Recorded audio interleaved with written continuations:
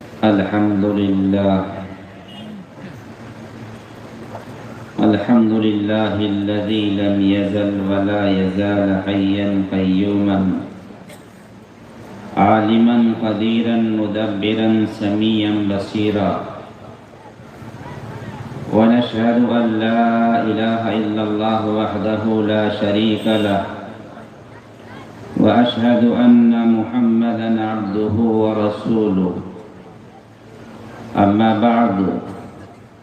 فقد قال الله تبارك وتعالى في كلامه المجيد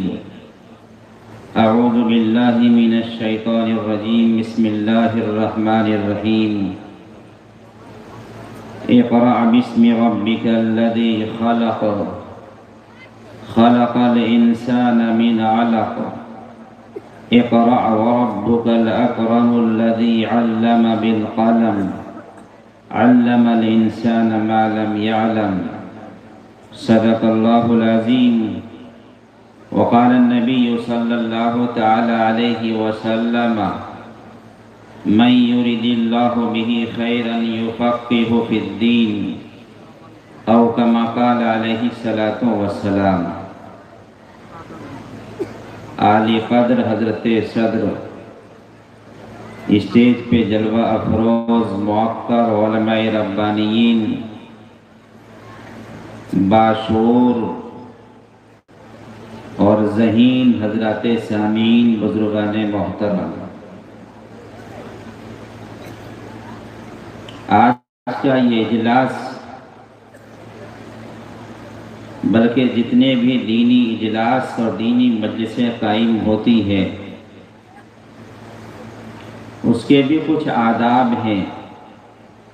جسے ملحوظ رکھنے پر وہ فائدہ مند ثابت ہوتا ہے. ابھی مجھے ابتدائی اور تمہیدی گفتگو کرنی ہے اور اصلاً جس عبقری شخصیات کے خطابات اور بیانات سے محظوظ صرف آپ کو نہیں مجھے بھی محظوظ ہونا ہے. اور جیسے حضرت مولانا عبد المنان صاحب قاسمی دامت برکاتہم العالیہ نے جن اہم شخصیات کا نام پیش کیا، یقیناً میں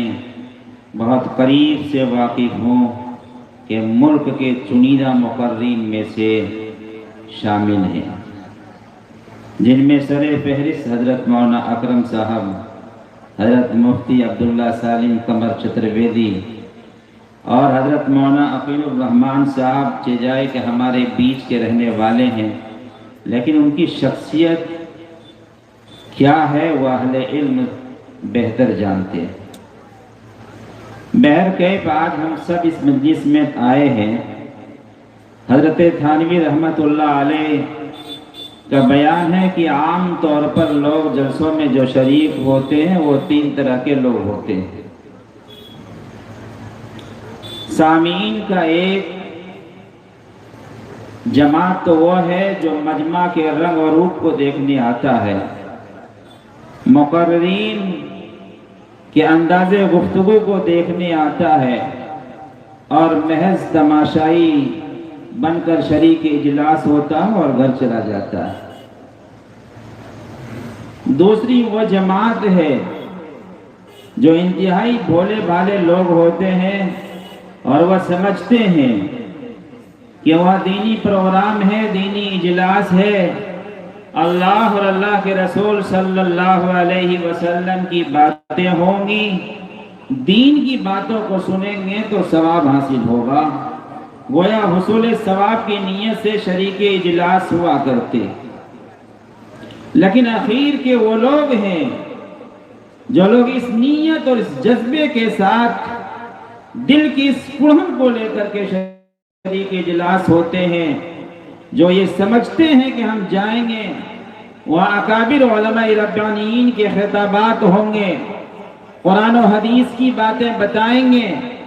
میں ان باتوں کو اپنی ذات سے موازنہ کروں گا اور دیکھوں گا کہ جو قرآن و حدیث کی روشنی میں اکابر علماء نے بیان کیا ہے اس کے مطابق ہماری زندگی گزرتی ہے یا نہیں. اگر گزر رہی ہے تو اللہ کا شکر بجا لاؤں گا، اور اگر قرآن و حدیث کے خلاف ہماری زندگی گزر رہی ہے، شریعت کے زاویے سے ہمارا زندگی ہٹا ہوا ہے، تو پھر میں اسی وقت یہ عزم مصمم کروں گا کہ قرآن اور حدیث کے مطابق ہم اپنی زندگی گزاریں گے۔ حضرت تھانوی رحمت اللہ علیہ فرمایا کرتے کہ سب سے اخیر والے لوگ ہیں جو اپنی اصلاح کی غرض سے آتے ہیں، انہیں یقیناً ثواب بھی حاصل ہوگا، اور آنے کا جو مقصد ہے اپنی ذات کی اصلاح، وہ یقیناً اسے حاصل بھی ہوگا۔ چونکہ ہمارے بعد بہت سارے اکابر علماء آئیں گے، اولاً ہم سب اس بات کا عزم کریں کہ انتہائی طمانینت اور سکون کے ساتھ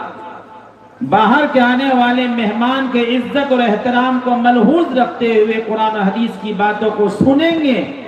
اور اپنے دل اور اپنی ذات سے اس کا ہم موازنہ کریں گے۔ اگر اس کے مطابق ہم چل رہے ہیں، اگر اس کے مطابق ہماری زندگی گزر رہی ہے تو اللہ کا شکر بجا لائیں گے، اور نہیں تو ہم اپنی جگہ چھوڑنے سے پہلے یہ عزم کریں گے کہ انشاءاللہ العزیز جو قرآن و حدیث کے مطابق اکابر علماء نے باتیں کہی ہیں اس کے مطابق ہم عمل کریں گے، تو میں یقین مانوں گا آپ کا یہاں آنا بھی قبول ہوگا، رات جاگنا بھی بہرحال نافع ہوگا، اور آپ کی یہاں شریک ہونا بہرحال ثواب سے خالی نہیں ہوگا۔ اس لیے اولا ہم تمام سامعین اس بات کا عزم کریں کہ انشاءاللہ العزیز ہم اپنی اصلاح کی نیت سے سنیں گے انشاءاللہ۔ آج کے اس مجلس میں میں دو احساسات اصلاً بیان کرنا چاہتا ہوں۔ ایک جو میں نے قرآن پاک کی آیت تلاوت کی ہے، اللہ تبارک و تعالی نے قرآن مجید میں جو سب سے پہلے آیت کریمہ نازل فرمایا، اللہ رب العزت نے جس لفظ کو اللہ رب العزت نے جبریل امین کے واسطے سے اللہ کے نبی صلی اللہ علیہ وسلم کے قلب مبارک پر جس لفظ کو نازل فرمایا وہ لفظ اقرا ہے، جس سے تعلیم کی طرف، اس کی تربیت کی طرف امت کو توجہ دلائی گئی ہے۔ نماز کے مسئلے کو بیان نہیں کیا گیا، روزے کے مسئلے کو بیان نہیں کیا گیا، حج کے مسئلے کو بیان نہیں کیا گیا، دیگر مسائل کو نہیں چھیڑا گیا۔ اگر سب سے پہلے اللہ کے نبی صلی اللہ علیہ وسلم کے قلب مبارک پر جس آیت کریمہ کو نازل فرمایا ہے وہ اقرا بسم ربک الذی خلق، جس میں پڑھنے کے طرف توجہ دلائی گئی ہے، لیکن اس آیت کو سامنے رکھتے ہوئے آج پوری امت اور پورے سماج اور پوری ملت کا اگر محاسبہ کیا جاتا ہے تو جس نبی پر سب سے زیادہ تاکید اور پہلی تاکید پڑھنے کے طرف توجہ دلائی گئی ہے، آج وہ امت سب سے زیادہ ناخواندہ ہے، آج وہ امت تعلیمی اعتبار سے سب سے زیادہ پسماندہ ہے، آج وہ امت تعلیمی اعتبار سے پچھڑا ہوا ہے، جبکہ اللہ کے نبی سرکار دو عالم صلی اللہ علیہ وسلم نے ارشاد فرمایا انی بعثت معلما، میں معلم بنا کر بھیجا گیا ہوں۔ اللہ کے نبی صلی اللہ علیہ وسلم نے ارشاد فرمایا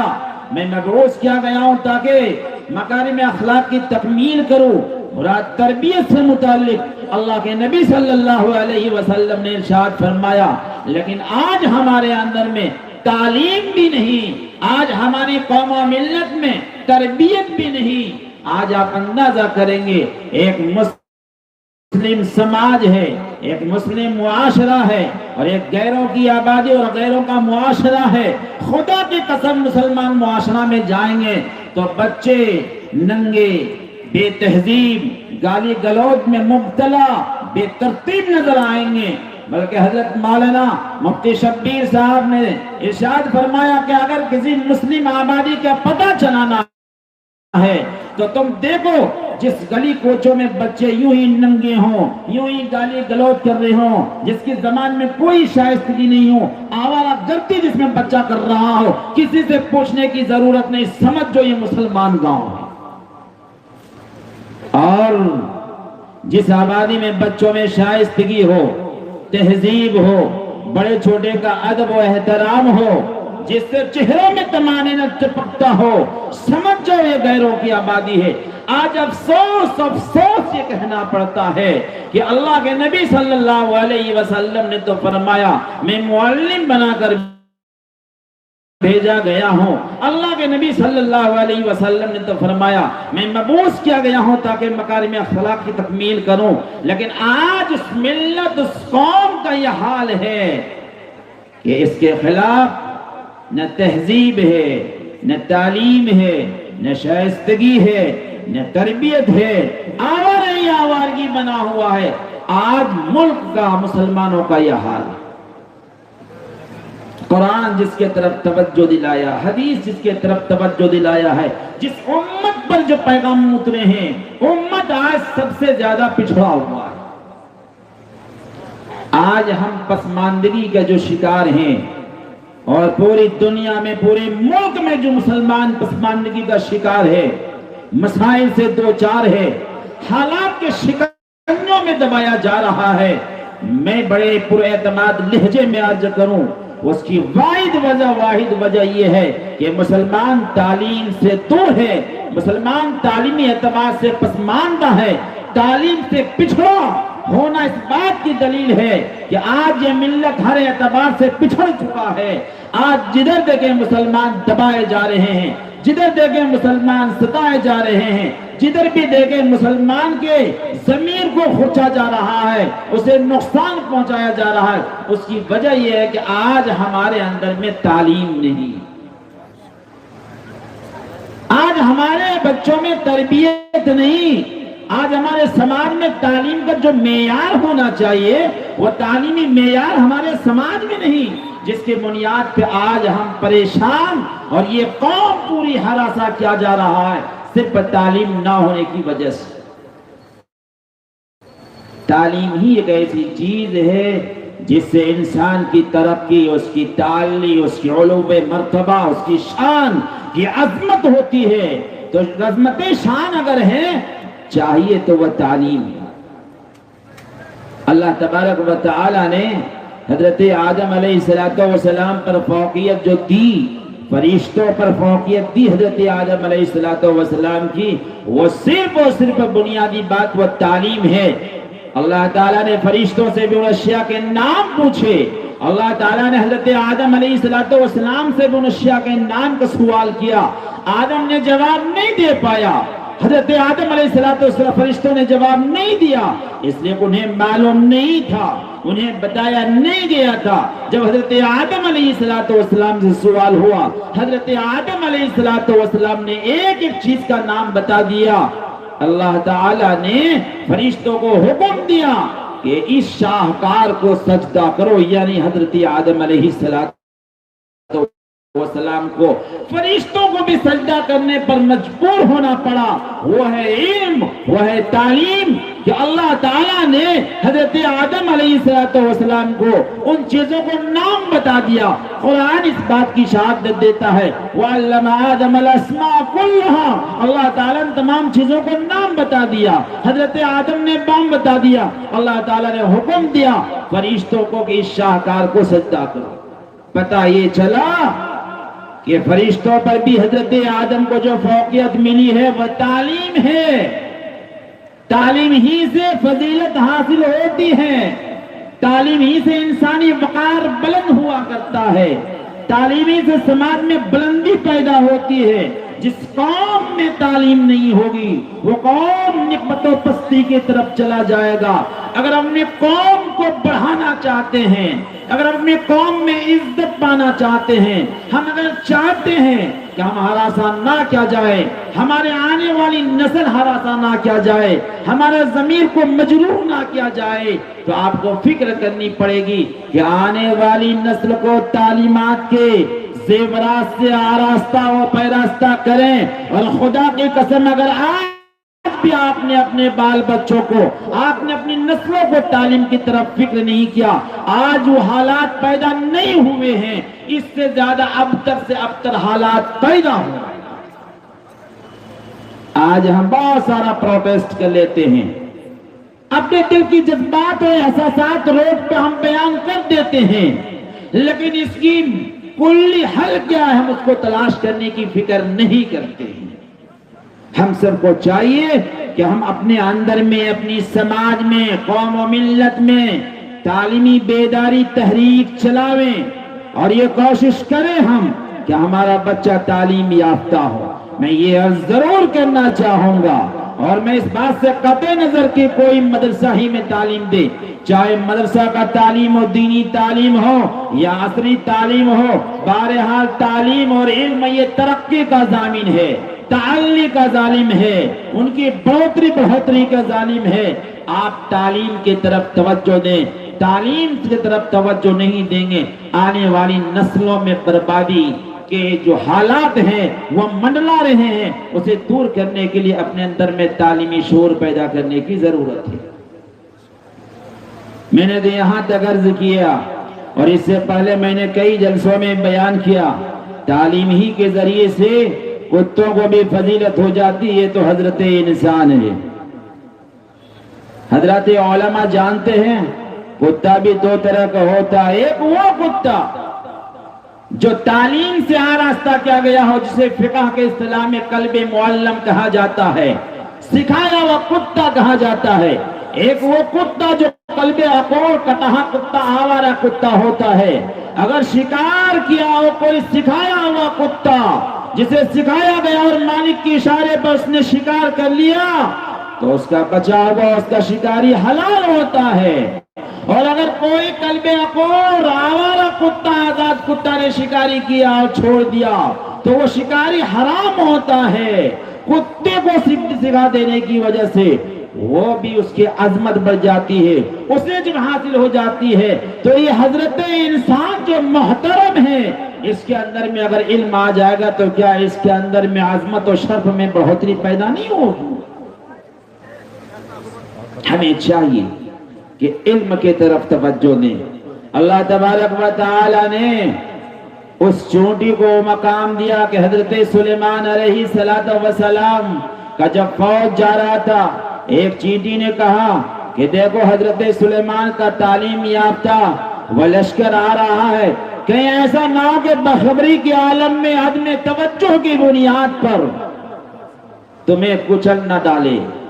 اللہ تعالیٰ نے اس چینٹی کو تمام چینٹیوں کا قیامت تک کے لیے ملکہ بنا دیا۔ حضرات مفسرین فرماتے ہیں کہ اس بنیاد پر کہ اس چینٹی کو یہ پتا تھا کہ حضرت سلیمان علیہ السلام کا تعلیم یافتہ لشکر ایک بہت نازک جان کو بھی جان بوجھ کر ضائع نہیں کر سکتا ہے، اس لیے کہ نبی کا وہ تعلیم یافتہ ہے، نبی کا وہ تربیت یافتہ لشکر ہے، وہ کسی معمولی جان کو بھی ضائع نہیں کر سکتا ہے۔ اس چینٹی کو یہ علم تھا۔ اللہ تبارک و تعالی نے قیامت تک کی تمام چیٹیوں کو اسے ملکہ بنا دیا، اور قرآن مجید میں جہاں ایک طرف مقرب اور محترم اور جلیل القدر انبیاء کی نام کی صورتیں بیان فرمایا، اللہ تعالی نے قرآن پاک میں اس چیٹی کے نام کا بھی ایک سورہ نازل فرمایا جسے قرآن پاک میں سورۃ النمل کہا کرتے ہیں۔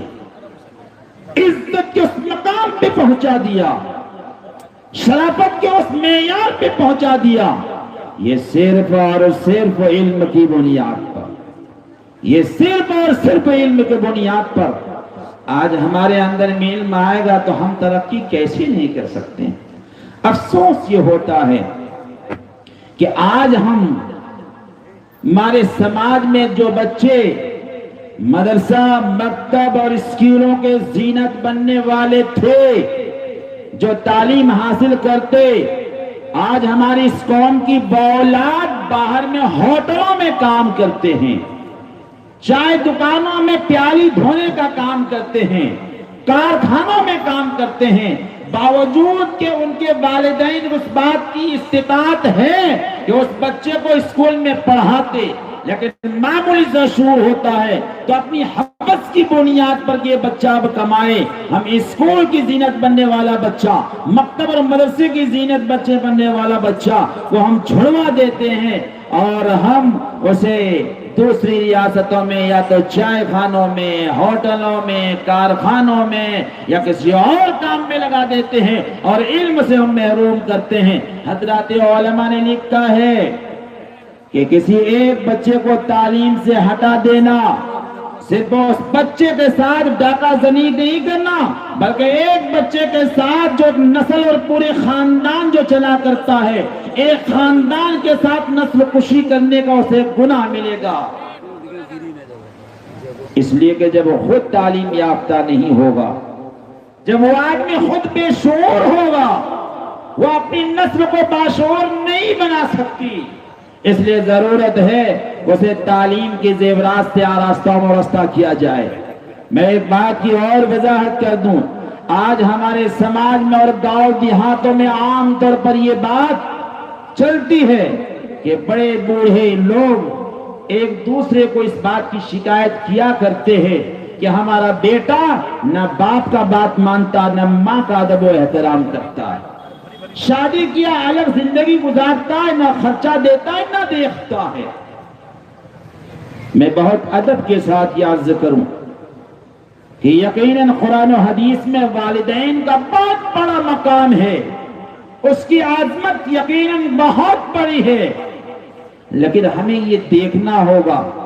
کہ آج یہ بچے سماج میں اپنے ماں باپ کا ادب و احترام کیوں نہیں کرتے، اس کے اندر میں یہ جذبہ بغاوت کیوں کرا آ گیا، آخر ایسا کیوں ہو رہا ہے۔ آپ جب مکمل غور کریں گے تو آپ کو اس بات کا احساس ہوگا کہ ہم تو آج اپنے حقوق کا مطالبہ کرتے ہیں، حقیقت میں یہ ہے کہ بچوں کا جو حقوق تو ہم نے ادا نہیں کیا ہے۔ آج والدین اپنے گاؤں کے سرداروں سے، آج گاؤں کے والدین گاؤں کے جو مکھ آدمی ہیں ان کے پاس جایا کرتے، اپنے بچے کی شکایت کرتے ہیں، اپنے بچے کی کمیاں اور کوتاہی بیان کرتے ہیں۔ بعض گارجن اپنے ماں باپ اس کو بددعائیں دیتے ہیں، اس سے کوسا کرتے ہیں، لیکن میں ادب کے ساتھ گستاخی کی معافی چاہتے ہوئے عرض کروں گا، آخر یہ کالا دن کیوں دیکھ رہے ہیں آپ؟ یہ حالات کیسے پیدا ہو گیا؟ اگر پوری تحقیق آپ کریں گے اور غریبہ پہ ہاتھ رکھ کے سوچیں گے تو آخر میں آپ کو اسی بات کا احساس ہوگا، جس معیار سے اس بچے کی مجھے تربیت کرنی چاہیے ہم نے اس کی تربیت نہیں کی۔ جہاں والدین کے حقوق ہیں اس سے پہلے اولاد کے حقوق ہیں، آپ نے اولاد کے حقوق کو ادا ہی نہیں کیا ہے۔ آج عام طور پر لوگ سوچتا ہے کیسے حق ادا کریں، ہم نے تو کھلایا پلایا جوان کر دیا۔ یاد رکھنی چاہیے دو اعتبار سے بچوں کی تربیت ہوتی ہے، ایک جسمانی تربیت ہوتی ہے تو ایک روحانی تربیت ہوتی ہے۔ اللہ تبارک و تعالیٰ نے جسمانی پرورش کے لیے زمین سے غذا کو پیدا کیا، وہی روحانی تربیت کے لیے اللہ رب العزت نے آسمان سے وہی اور قرآن کو نازل فرما کر کے آسمانی اعتبار سے تربیت کی گئی۔ جب دونوں کے لیے سامان مہیا ہے تو عام چاہتے ہیں کیا صرف وقت پہ کھانا کھلا دیا، سال میں کپڑا دے دیا، بیمار پڑا تو دوائی کر دیا تو کیا آپ نے اس کا حق ادا کر دیا؟ صحیح بات یہ ہے کہ جسمانی پرورش کرنے سے زیادہ عمدہ اور ضروری روحانی پرورش کرنا ہے۔ آپ نے اس کے روح کو، اس کے اندر کی چیزوں کو سنوارنے کی کوشش نہیں کیا، آپ نے اگر چھوٹے بڑے کی عادت کو ملحوظ رکھنے کا باور اس کے دلوں میں پیدا نہیں کیا تو یاد رکھیں یہ کالا دن دیکھنا پڑے گا۔ یہ حالات ہماری اپنی کرتوت کی وجہ سے، اس لیے ضرورت ہے کہ ہم اپنے بچوں کو تعلیم کی زیورات سے آراستہ کریں۔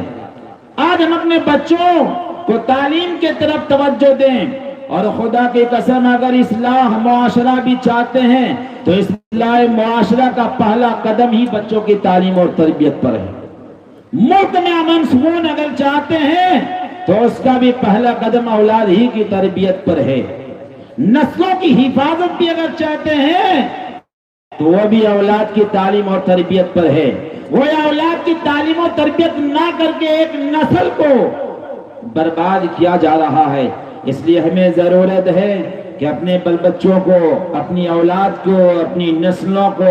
اعلیٰ سے اعلیٰ تعلیم دے، دینی اعتبار سے بھی تعلیم دے، دنیاوی اعتبار سے بھی تعلیم دے، اور ایک ایمان والا ہونے کی حیثیت سے اولاً اللہ کے رسول کی معرفت کرانا یہ ضروری ہے، یہ فرض ہے۔ اور اتنی معرفت حاصل ہو جانے کے بعد آپ اعلیٰ سے اعلیٰ تعلیم دیں۔ لیکن ہوتا یہ کیا ہے، آج ہم مدارس پر اور ان جیسے اداروں پہ اعتراض تو کر دیتے ہیں کہ آج اچھے لوگ پیدا نہیں ہو رہے ہیں، مدارس سے بھی اچھے پیدا نہیں ہو رہے ہیں۔ حقیقت یہی ہے کہ ہم لوگوں نے تعلیم کے لیے جو انتخاب بھی کیا وہ انتخاب بھی ہمارا غلط ہے۔ ایک زمانہ تھا، حضرت مولانا اشرف علی تھانوی رحمت اللہ علیہ کے دوسرے بھائی تھوڑے کمزور تھے، حضرت مولانا اشرف علی تھانوی رحمت اللہ علیہ سب سے تعین تھے، تو ان کے سرپرستوں نے سمجھا یہ امت کے قائد اور رہبر بنیں گے، دین کے سپاہی بنیں گے، اس لیے حضرت مولانا اشرف علی تھانوی کو اس کے لیے منتخب کیا۔ حضرت مولانا علی میاں صاحب رحمت اللہ علیہ اور اس کے بڑے بھائی اس سے کمزور تھے، لیکن حضرت مولانا علی میاں کو انتخاب اس لیے کیا کہ یہ ذہین ہے، یہ امت کا قائد بنے گا، دین کا رہبر اور سپاہی بنے گا۔ آج ہمارے سماج میں ہوتا ہے کہ جو بچے ذہن کے اعتبار سے اپاہج ہوتا ہے، کمزور ہوتا ہے، تو ہم اس کے لیے مدرسے کا انتخاب کرتے ہیں۔ اور افسوس پر افسوس یہ بات بھی ہے کہ آج ہم صاحب استطاعت کے باوجود، اللہ تعالیٰ نے گنجائش دی ہے، اس کے باوجود ہم چاہتے ہیں کہ وہ بچہ جاگیر اور زکوٰۃ ہی کا مال ہم کھلائے۔ یاد رکھنی چاہیے، استطاعت کے باوجود،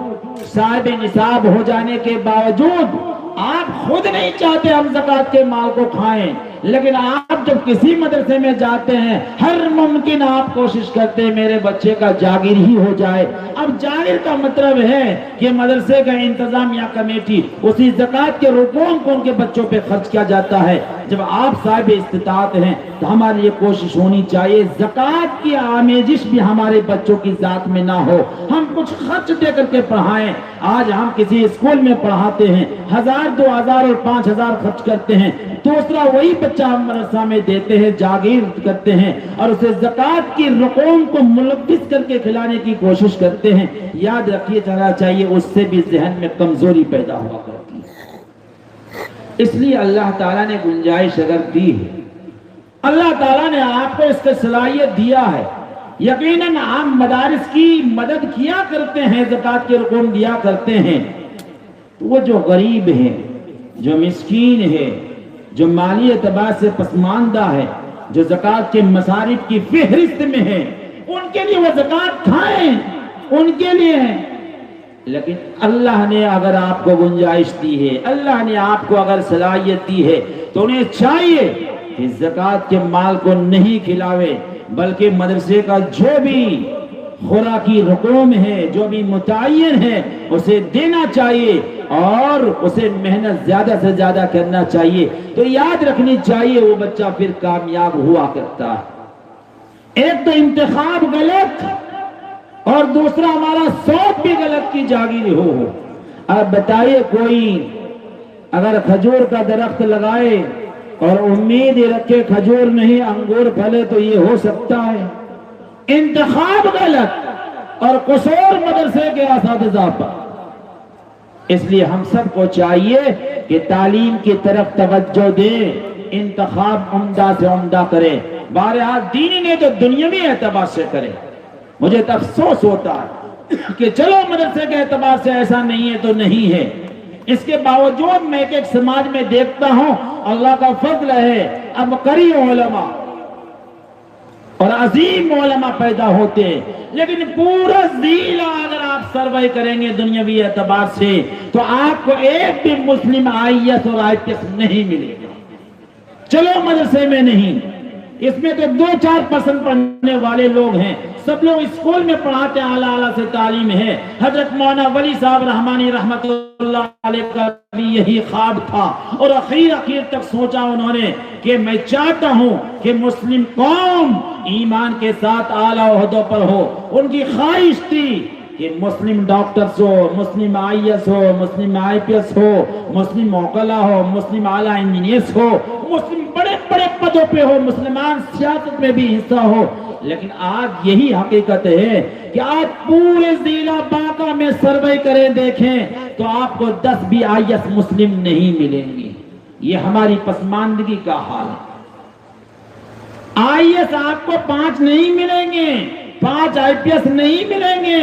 مسلم وکلا اگر تلاش کریں گے تو 20 پورے ضلع میں نہیں ملیں گے۔ اچھے ڈاکٹر اگر دیکھیں MD وغیرہ یا اعلیٰ سے اعلیٰ ڈاکٹر دیکھیں گے تو آپ کو 10-20 پورے ضلع باقا میں نہیں ملے گا۔ یہ مسلم قوم کا سرسری جائزہ ہے کہ ہم تعلیم سے کتنا پسماندہ ہیں، جب ہمارے پاس ڈاکٹر نہیں، ہمارے پاس کوئی اعلیٰ افسر نہیں، ہمارے کوئی IAS نہیں، ہمارے پاس سروس اور اس حصوں میں ہمارا کوئی نمائندگی کرنے والا نہیں، تو یاد رکھیے ہمارے مسئلے کو حل کون کرے گا، اس کی فکر کون کرے گا، اور پھر ہماری سماج میں سدھار کیسے پیدا ہوگا؟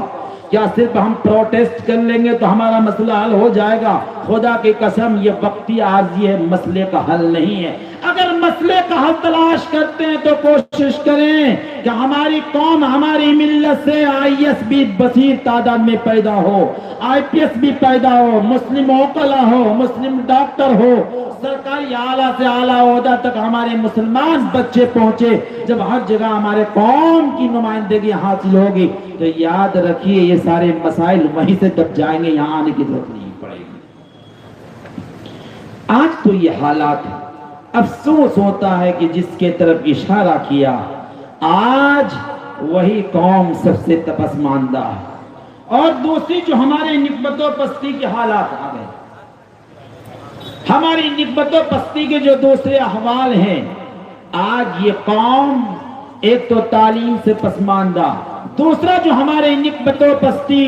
اور ہمارے خستہ حالی کا سبب ہے کہ ہمارے اندر میں اختلاف اور انتشار بہت زائد،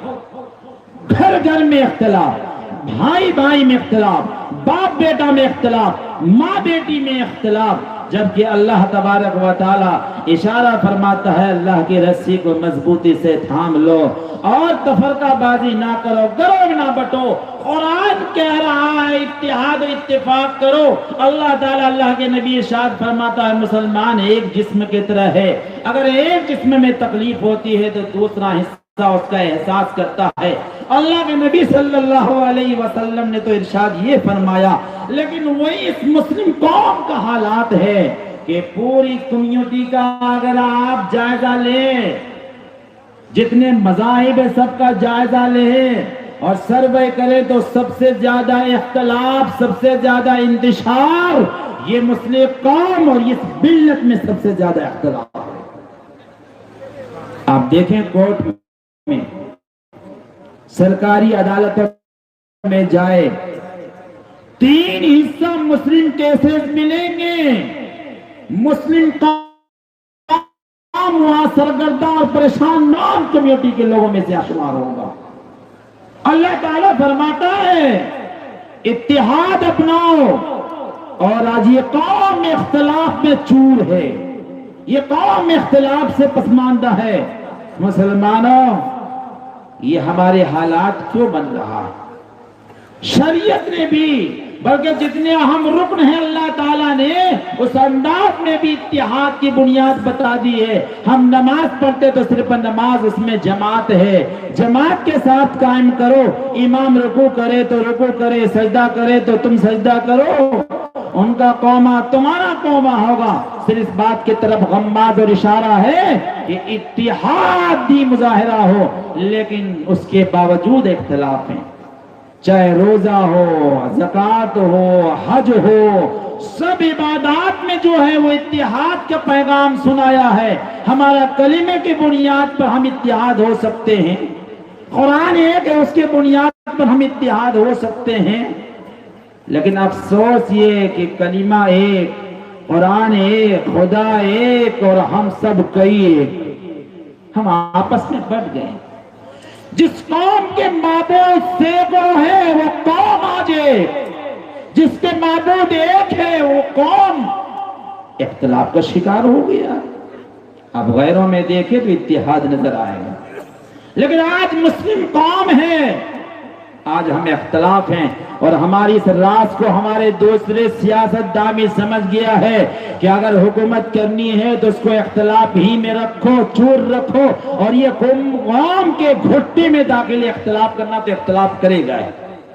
مسلمانوں، کب ہمارے اندر میں شعور پیدا ہوگا؟ ہم کب یہ احساس پیدا کریں گے؟ اس کا میں یہ نہیں کہتا ہوں نظریات کا اختلاف ہو سکتا ہے،